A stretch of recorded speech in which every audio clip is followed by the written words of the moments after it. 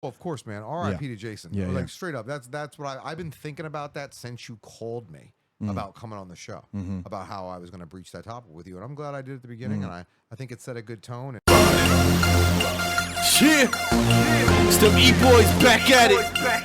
Drama, truest. You know how we do it. Pawtucket, Broadway, Main Street, Pawtucket Avenue.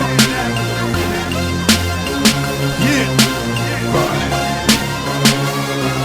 Yo, I got the ratchet. I use the tools like Inspector Gadget. Go gun out, the 4-5, spit a fucking ton out. Choppers chopping, the block is watching. Cops is hawking, death is knocking, bangers popping.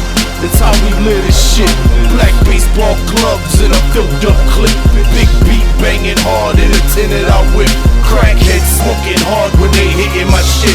Yeah, we bossing up, we wild as fuck. We throw a wildin' up. I keep my gun filled up, I keep my blunt filled up, I keep my cup filled up. You keep your mouth filled up, I have your house filled up. I'm trying to get fuck the cops, rep your block, wear your rags, swing your flag, red beam, laser tag, got a mad cookie crack up in the lab, in the whip, respect the rag, rolling big, you know it, kid. E-boys, we get it in.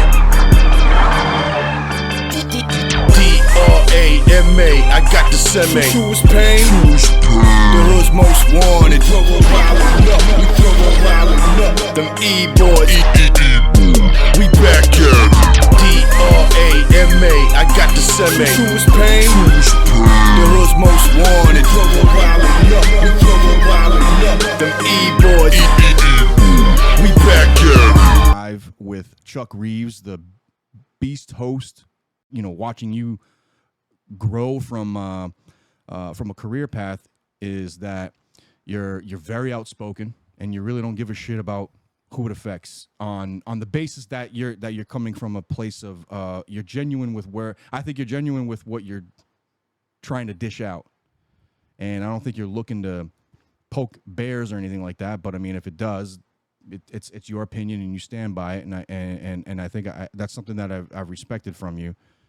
Just looking from from afar. well, real quick before we get too far into, you know where I kind of got that though. What's that? Early in life, actually. Early in life. I say early because there was a man named Jay Earley who was one of my best friends as a very young person, and I'm talking about 12, 13, who in those early days of running the streets of Green Lane military housing projects. I'm getting teary-eyed because he is no longer with us. Brother. But I see him in your face. Hold on a second. And I grew up with him. Hold on a second. We know this. Karen Badinsky. Badinsky is my mother's best friend. Was my mother's best friend. Me and him lived on the same cul-de-sac in Green Lane Housing Project when I was 12, 13, 14 years old. Me and him used to run together. Holy shit, dude. I was there when he fell into the dishwasher and caught all the knives and forks and shit up into his buttocks and into his hip. I was there for that. I know his sister to some degree. Like, we've spoken about this a little bit, but I don't think you ever really understood. Like, he was the one that, like, when I was getting bullied on the block, would catch me after and push me and go, what the fuck are you doing letting him bully you like that? And that's where all this began for me, was having people around me like him who came from similar military backgrounds, moved around a lot. And there's no room for faketry when you move around a lot. You know what I mean? And I hate to start on a sour, not a sour note even, but like maybe a grief note. But I know you miss him. I know I miss him. And I never really even reconnected with him in the way I wish I did when I got out of the military. But I think it was important you brought that up. And it's that early connection, early in life, that gave me a certain perspective about the way things went. Holy shit, brother. You know what I mean? Him and his mother came and visited me when I moved to Maine. That's him right there. I know. I'm sitting here, and you see me. I got a little emotional just now, but it's because you're drawing it out of me because I do recall a very slight conversation. It's now coming back to me because I remember over there. I remember the military housing over there in Newport. Yep. Growing up, I was very young at that time, but fuck, dude, you just dropped a fucking gem on me right now. Yeah, his mother Karen and my mother were bus drivers together in the city of Middletown. Yeah, they were. Yep. Yeah. Yeah. And like quite literally in those days where it was like mom screaming, Chuck, where you at? Yeah. I was up over the hill in the other cul-de-sac near the candy lady spot, running with him, climbing the huge, he was the one who was like, oh, let's just go out, climb to the top of this tree for no reason. Back when we were still doing those things. Yeah. And I didn't have no friends like that. Like I was the oldest person in my family, sibling-wise, so I didn't have anybody that was adventurous and taught me to stand up for myself in the ways he did. Because he was a goon. I have no problem saying that. Even back then, he was a goon. And, there's a place for that. And I'm sure if he was with us now, he'd be the mature goon that a lot of us became, the wise goon, the Ronin. You feel what I'm saying? So, yeah, before we get too deep into it, I wanted to make sure you understood. And that's one of the reasons I'm sitting here, man. Like, I'm sorry to, like, put that note on it, but I think that puts a poignant note on this one for you. I appreciate you inviting me in. And I've been looking forward to this since I was made aware that you had the show. Because I caught your Phoenix episode. I caught your episode with Crook Rock. And I was like, yo, I got to get in here, man. I got to get in here and speak to this dude and see what's been cracking. So, sorry. Hold on. no, we good. Thank you for that. Seriously. Hey, man. There's not many of us left at it. You know what I mean? My thing is, up to this point, and especially now, my journey's in a weird place because of the pandemic situations and things that happen after. I'm the last one of my family, essentially. It's me and then my daughter. Like, there's no more parents in my life. I have no real brothers or sisters anymore. All my aunts and uncles and things of that nature are gone.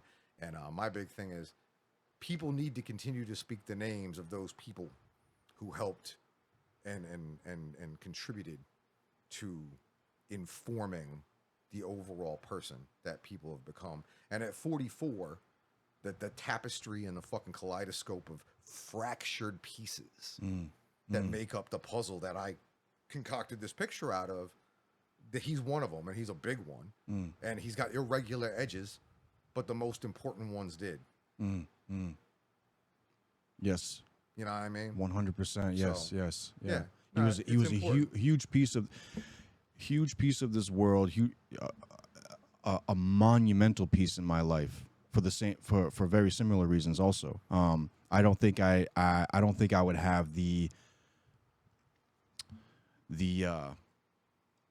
bruteness had I not had him in my life, had I not grown up with him, being from a very small boy to a young man to an older man, and then tragically losing him also to things I won't fully detail. We could talk off air on that. Yeah, I think you do know. Yeah, I'm aware enough to know that right. It's never a good thing regardless of, of the situation. So to me it was never about how.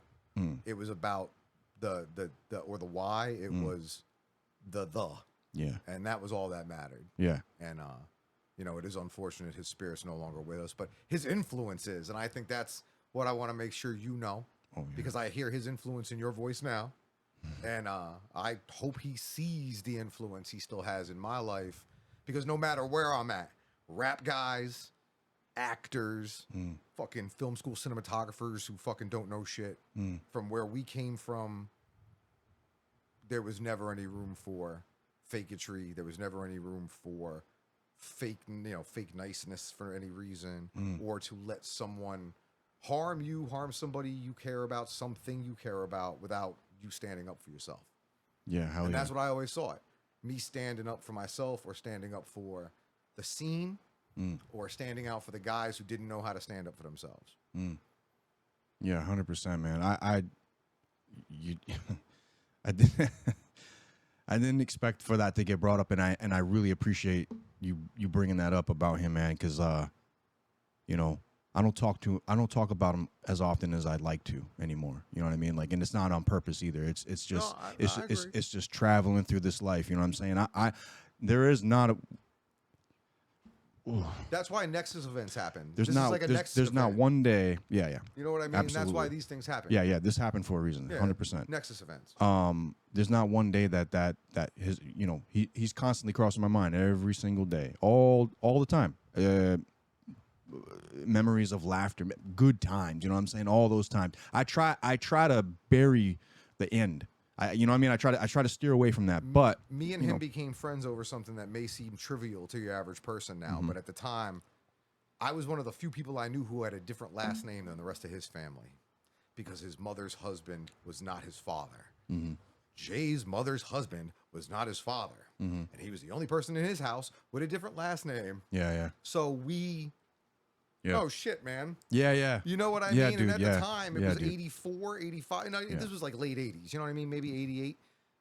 It was not regular for that to have occurred. Right. So like me and him melded on that and kept in touch over the years to some degree. And then, you know, like you say, life goes on. Yeah. But I when I saw you posting about him and put two and two together, I did contact you and let you know. And I felt that was important. And, I do remember. yeah. And, you know, I really appreciate me sitting here right now in his view. Yeah, In dude. his view. Yeah. For sure. I appreciate you, brother, for coming in here and you know, I didn't fuck, it didn't all click until you started saying all that stuff. I'm like, that's a big portion of why this is happening right now, I think. But I hadn't. It's been so long, and it's I'm now reminded of that conversation. It's all. Most of it's all coming back, especially, you know what I mean? Yeah, I appreciate you sharing that. So anything his mom will hear this. His yeah, mother's going to hear for this. sure. That'd be fantastic. Yeah, his Karen, mother will hear this. I know my mother's gone. I'm sure you can get in touch with me if you'd like. She always spoke well of you as well, and to her last day. Make sure you like, share, and subscribe to the Tru Perspective, the TRU Perspective on Spotify, Apple, iHeartRadio, Rumble, and YouTube. Also on Facebook. And follow Tru_Warface, TRU_Warface on TikTok. This is your last chance. After this, there is no turning back. You take the blue pill. The story ends. You wake up in your bed and believe whatever you want to believe. You take the red pill. You stay in Wonderland. And I show you how deep the rabbit hole goes. This is a struggle for the survival. Remember, all I'm offering is the truth, nothing more. And this will be our last chance to say it. I'm trying to free your mind. It is this feeling that has brought you to me. That's last. No judge in U.S. history has ever told somebody what they can and can't say. The whole purpose of the First Amendment is to keep the government the hell out of the business of speech. Many of us had to be brought to the brink. A lot of us here have a calling I can only show you the door. to awaken others. You're the one that has to walk through it. Spreading a message. Something's happening, right? The world is changing every day. Civilization is clearly Time is coming. at a The train tipping can't be stopped. Momentum is already here.